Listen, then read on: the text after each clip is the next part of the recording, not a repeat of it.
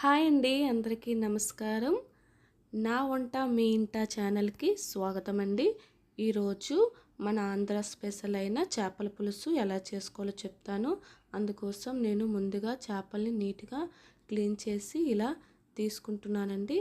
దీనిలోకి నేను ఒక 2 స్పూన్ల అల్లం తెల్లుల్లి పేస్టు వేసుకుంటున్నాను. అలాగే 2 స్పూన్ల పెరుగును వేసుకుంటున్నానండి. తర్వాత ఒక అర స్పూన్ పసుపు వేసుకుంటున్నాను.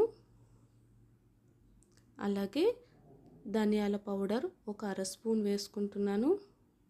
జీలకర్ర పౌడర్ ఒక అర స్పూన్ వేసుకుంటున్నాను. తర్వాత కారం కూడా ఒక అర స్పూన్ వేసుకుంటున్నానండి. చివరగా తగినంత సాల్ట్ వేసుకొని వీటిని బాగా కలుపుకోవాలండి. నేను ఇక్కడ అన్ని మసాలాలు తక్కువగానే వేసాను. చివరిలో కావాలంటే మళ్ళీ యాడ్ చేసుకోవచ్చండి. దీన్ని ఇప్పుడు ఒక అరగంట సేపు మూత పెట్టి సైడ్ పెట్టుకోవాలండి. తర్వాత ఇక్కడ నేను చింతపండు రసం అండి తీసుకుంటున్నాను. ఒక 100 గ్రాముల చింతపండుని తీసి వాటి నుంచి వాటర్ని ఇలా తీస్తున్నానండి. ఇప్పుడు దీన్ని ఇలా చింతపండుని వడబోసుకుంటున్నాను. ఇప్పుడు ఒక మిక్సీ జార్ తీసుకొని అందులోకి చిన్నగా కట్ చేసుకొని ఒక ఆనియన్ వేస్తున్నాను. అలాగే ఒక టమాటా కూడా వేస్తున్నాను. తర్వాత ఒక చిన్న ముక్క అల్లంని ముక్కలుగా చేసి ఇలా వేసుకుంటున్నాను. తర్వాత 4 వెల్లుల్లి రెబ్బలు వేసుకుంటున్నాను. అలాగే 1 స్పూన్ ధనియాలు వేసుకున్నాను. అర స్పూన్ జీలకర్ర. దీన్ని మిక్సీలోన వేసి ఇలా ఫైన్గా పేస్ట్ చేసుకోవాలండి. ఇప్పుడు ఈ పేస్ట్ని నేను ముందుగా తయారు చేసి పెట్టుకున్న చింతపండు రసంలోకి వేసుకుంటున్నాను. ఇలా వేసి పచ్చివాసన పోయేంత వరకు ఒక 20 మినిట్స్ అయినా దీన్ని బాగా బాయిల్ చేయాలండి. అలాగే ఇందులోకి నేను 4 పచ్చిమిరపకాయలు వేసుకుంటున్నాను. మళ్ళీ ఒక టమాటా చిన్నగా కట్ చేసి వేసుకుంటున్నాను. దీన్ని బాగా కలుపుకోవాలి. తర్వాత వేరే ప్యాన్ పెట్టి దాంట్లో ఆయిల్ వేసుకున్నానండి. తర్వాత ఆవాలు 1 స్పూన్, మెంతులు అర స్పూన్, తర్వాత జీలకర్ర అర స్పూన్ వేసుకుంటున్నానండి. అలాగే ఆనియన్ని చిన్న చిన్న ముక్కలుగా కట్ చేసి 1 కప్పు తీసుకుంటున్నాను.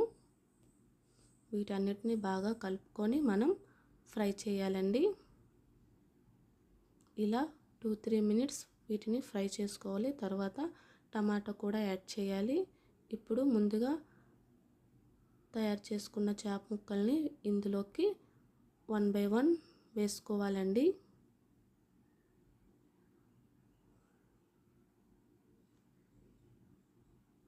చేపల పులుసు కాబట్టి కొద్దిగా ఆయిల్ ఎక్కువ ఉంటేనే బాగుంటుందండి.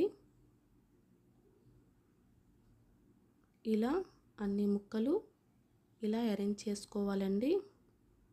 మిగిలిన ముద్దను కూడా నేను ఇందులో వేస్తున్నాను. దీన్ని 2 పక్కల తిప్పుతూ ఒక 20 మినిట్స్ ఫ్రై చేసుకోవాలి. తర్వాత ముందుగా తయారు చేసి పెట్టుకున్న చింతపండు రసంలోకి 1 బై 1 ఈ చేపలన్నిటినీ మెల్లగా వేయాలండి.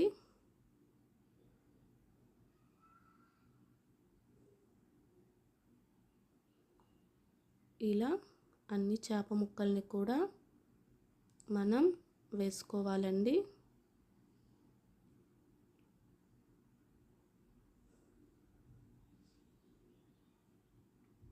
ఇప్పుడు వీటిని మెల్లగా కలుపుకోవాలండి, లేదంటే చేప ముక్కలు విరిగిపోయే అవకాశం ఉంది. ఇప్పుడు నేను ఇక్కడ టేస్ట్ చూస్తున్నానండి.